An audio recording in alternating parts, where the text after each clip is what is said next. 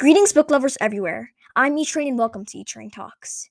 Today on E-Train Talks, I'm going to be reviewing 365 Days to Alaska by Cathy Carr, a future guest on E-Train Talks.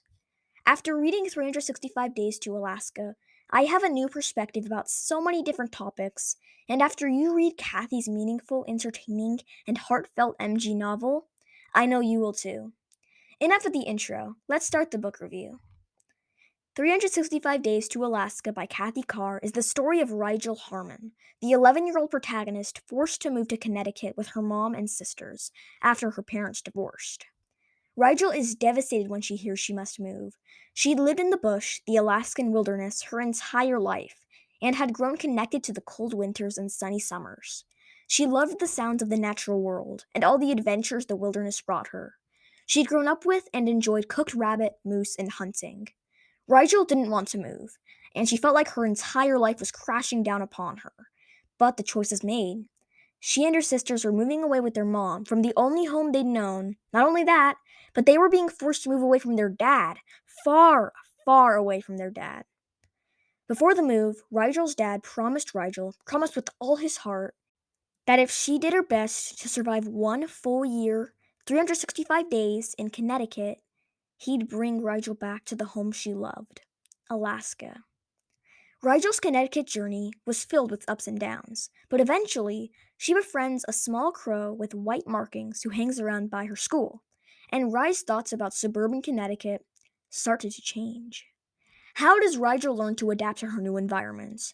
And after a shocking conversation with one of her Alaska friends, how will Rigel be able to cope with the fact that, well, you'll just have to read Cathy Carr's 365 Days to Alaska to find out. It's hard to imagine what Rigel goes through in the novel.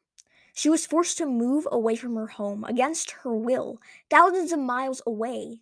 But despite whatever life threw at Rigel, metaphorically of course, Rye came back stronger. That's what I love about Cathy's leading protagonist in 365 Days to Alaska. I like her resilience, passion, and empathy. These qualities are evident throughout this meaningful read. I also admired that Rigel stayed true to herself no matter what. When the cool kids at her school complimented her and told Rigel to join their group, Rigel refused. She didn't want to talk about hair and makeup with stuck-up bulletin board students. She wanted to spend time with people who really cared about her nature club friends. They accepted Rye from the beginning. I recommend 365 Days to Alaska to kids who are looking for an accepting, adventurous, and feel-good book. Cathy Carr is such a great author, not just because her storyline is interesting, but also because her novel 365 Days to Alaska can really get you thinking about many different topics. From Rigel noticing light pollution outside, which relates to climate change, to Rye's family having to move to Connecticut due to divorce, and Rigel's new bird friend, Blueberry, being afraid to fly and sick, most likely due to animal cruelty. Cathy Carr, you wrote not just a thrilling read, but a thought-provoking novel too. 10 out of 10. I highly recommend 365 Days to Alaska. Thanks so much for listening to my review of 365 Days to Alaska. Be sure to stay tuned for my future book chat with Cathy Carr, as well as my other upcoming book chats. Stay safe and happy reading.